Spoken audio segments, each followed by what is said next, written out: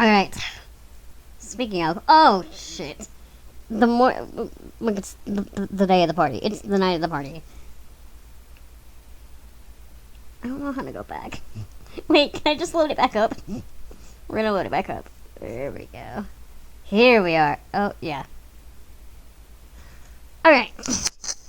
Oh, fuck. The hour the house party had arrived. In my mind, I kept double and triple checking the essentials for the party. Knowing my dad, he invited his business partners and the executives of the Anderson Company to show me off. I stood in front of my mirror in my room, staring at my form as a million thoughts ran through my mind. It was just a housewarming party, but at the same time, it wasn't. It was my chance to show my dad that I was better than his expectations. It was a chance for me to see my parent. It was a chance for me to see my parents as a woman. Okay, whatever you say, protagonist. It was my test to see if I was really ready to live on my own. Isn't this sinning? No! Well, not truly alone. I had the incubi to thank, but even so, I didn't even have my dad guiding me or my mom helping me through living alone. A knock on my door broke through my thoughts, surprising me. Who is it? Hey, are you okay in there? Your parents should be here soon, so you should hurry getting ready. You're here. Good, you haven't missed anything. Well, I'm ready, but... But what? I'm sure you look fine, Anderson. Just come on out. I'm gonna turn the audio up a little bit. If you look, it's really low now. Oh, because I put it really low. Okay, that's better. Alright. Oh, we're so cute! We look adorable. I really enjoy this dress. As soon as I opened the door to the hall, I watched as Naomi and Suzu's faces turned from smiles to complete awestruck stares. What? Dude, you look hot. Yeah, you look amazing. Where did you get that dress? I've had it for a while. I just never had the chance to wear it. I figured I might as well bring it out now. I stepped out of my room and closed my bedroom door behind me. As I walked down the hall to the grand lobby, the incubi stood waiting for me at the bottom, all dressed to the nines as proper servants. God, they did get fucking dressed up. Oh, they're all color-coded! Aww. Whoa, they really know how to dress well, don't they? Naomi, are you wanting one of those D's? Yeah. I was slightly taken aback of how great the boys looked in uniform. Each had the poise of a perfect gentleman, even Sam. I don't know which incubus looks cuter. I know. They're all so fancy looking. I slowly began to climb down the steps, with Suzu and Naomi behind me.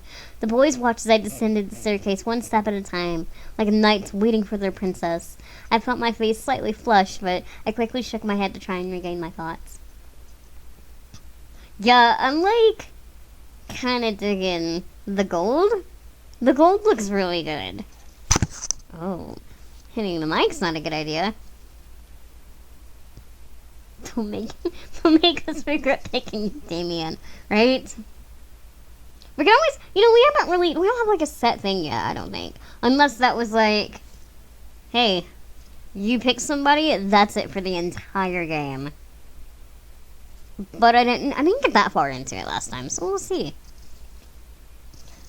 As I reached the last step, James offered his hand out to me and walked me down that final step, smiling. As beautiful as a princess, miss. Thank you. So, are you prepared for tonight? I'm ready. I had to be confident in my skills. My dad expected a lot out of me already. If I faltered at this party, who knows what he would think of me. I had to assure myself in every word that came out of my mouth that I was ready. The other boy smiled assuringly at me, which made me feel a little better about everything. I looked at my phone and marked the time. Almost right on cue, the doorbell rang. I gulped. I could practically feel my dad's aura from behind the door. Sam and Eric quickly rushed to the door and opened the double doors wide to reveal my parents, both dressed in their best. Hey, Mom. Hey, Dad. Oh, Mom looks cute. Oh my! I didn't know your bequeathment came with servants. It was probably overlooked. Besides, who would deny good service? God. I hate Dad so much. I was completely shocked. My parents didn't question the boys? They didn't even ask for verification or anything? I looked to the boys and noticed Sam and Eric staring intently at my parents. Were they using their powers on them? They had to be. There was no way they'd be okay with this otherwise. I guess the servants counted as belongings to the house. My mother quickly rushed to me and gave me a large hug. I hugged her back, inhaling her perfume. It only been a couple days, but living away from the ones who raised me was hard. My mother soon let me go and looked at my outfit. Gorgeous! You look so lovely. David, look at your daughter and tell her I'm right. Oh, Mom, like, my daughter's the cutest. I looked to my dad, who was looking around the lobby like an inspector. I stood my ground, waiting for him to look at me. When he did, he let a small smile grace his lips. Your mother's right. You look like you're all grown up. The world around me stopped as my heart pounded hard in my chest. Did my dad just compliment me on his own accord? My mother was grinning ear to ear at his words. I was beyond speechless. David ain't shit, right? Thank you, Daddy. God damn it. However, his cold face quickly returned as he began to look around the house once again. I assume that you're ready, then, to impress the rest of the guests, correct? What do you mean? The entire board from Anderson Toys is coming tonight. Even the vice chairman's son will be coming. All of them will be measuring your potential. My potential? To become CEO of the company. It's not what I want, Dad. I knew it. Something was off about tonight, and now this party had become much more than I anticipated. I gulped silently, but nodded in response. I looked to the incubi, but they were continuing to be servants for my father's approval. What the fuck? That's like how I feel every time we have a scene with him. God, I hate him so much. I looked behind me and saw Naomi and Suzu raise their thumbs at me for encouragement. I let out a small breath before feeling my body accept the situation. I felt a weight in my gut, but I had to hide it. As the time zoomed forward, all of a sudden, the main hall of the lobby was full of guests. Men and women in formal business attire showed up to meet me and see my new home. Didn't expect many to come, but I was once again surprised that night. I shook hands with many officials and executive members, putting on the professional face my dad trained me to have. I felt overwhelmed, but I hid it well behind a small smile and a handshake. What? Wasn't there an option to deck him the minute he answered? God, I hope he gets his comeuppance. Many even asked me questions. I tried my best to reply as maturely as possible. I had to remember, say what they want to hear, not what you want to say. So, how do you feel living on your own at such a young age? I'm doing my best. Could be better, to be honest. It's been okay. It's been pretty good, actually. Well, I feel fine. It's difficult being independent. I wish I was someone past. I'm doing my best. I'm so sorry about your grandfather passing away. It really hit all of us hard.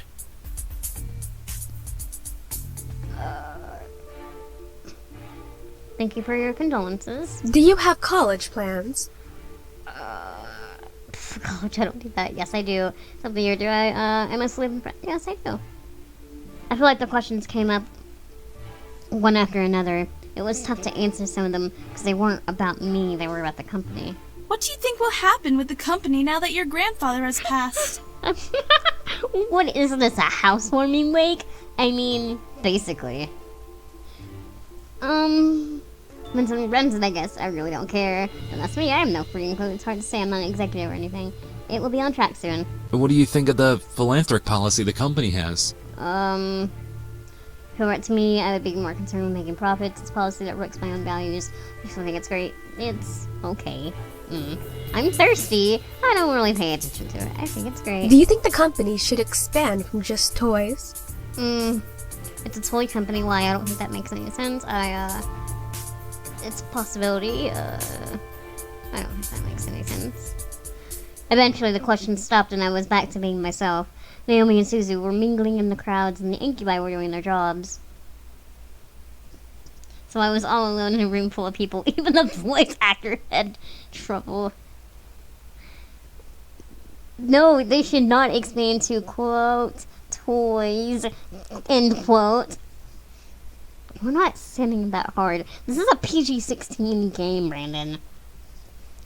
It was unnerving to think about, but at least I wasn't being questioned left and right anymore. Hi, Mom.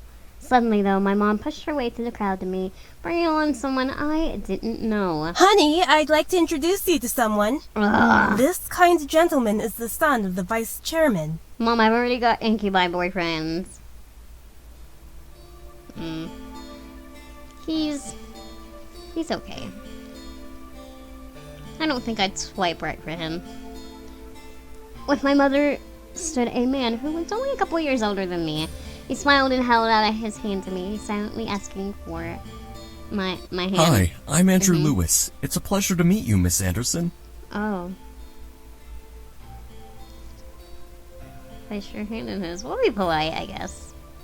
As I placed my hand in his, he raised it to his lips and kissed over my knuckles. That's a little far, do you not think? I felt my face burn slightly at the gesture. Andrew smiled at me before releasing my hand. I'm honored to be invited here. Can you romance him? I don't know. The last time I played this, I didn't go after him because he, like, walks away or something. And I think you can. But I mean, his voice is deep. It's too deep for him, I think. I'm already invited. My mother smiled at me, at both of us, which made me slightly concerned. Why was she excited to introduce me to Andrew? So, you organized this party very well, Miss Anderson. Thank you. You're welcome. Praise is very much deserved. Andrew then chuckled nervously, bringing a soft fist to his lips to cover his laugh properly before smiling at me. I'm sorry if I seem a little forward. I've just been excited to meet Harold Anderson's granddaughter. Huh? Why? He used to talk about you all the time in the office on how you helped him refine his toys.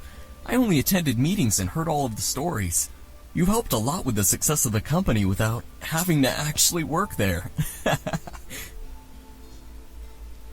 Oh, wow, I didn't know he talked about me. That would explain everyone's fascination with me and their rather personal questions. I looked to Andrew, who had a kind face to me. Something about him seemed off, and I didn't know what it was. He seemed to be hiding something. Whether it was good or bad, I was not able to find out. I felt someone walk up beside me, causing me to turn to them. Next to me was my dad, giving his cold stare to Andrew, who suddenly became tense. So, you're Jared's son. Uh-oh. Andrew's body twitched slightly. Whether it was fear or insult, Andrew locked eyes with my father. Couldn't help but feel the tension between them. It irked me how fragile the air had become, enough to break at the wrong word. You're the one who wants to be the next CEO of the Anderson Company. Well... I stared at Andrew. This guy wanted to take my grandfather's place as CEO. I thought the vice chairman wanted that position. David, leave the poor boy alone. I'm merely testing the boy's conversational skills. Nothing wrong with that. Of course not, sir. And polite as well. Interesting. If you'll excuse me. Oh. Quickly, Andrew retreated away from my family into the crowd of people. Oh, okay. Stay put or follow him? I will let you all decide.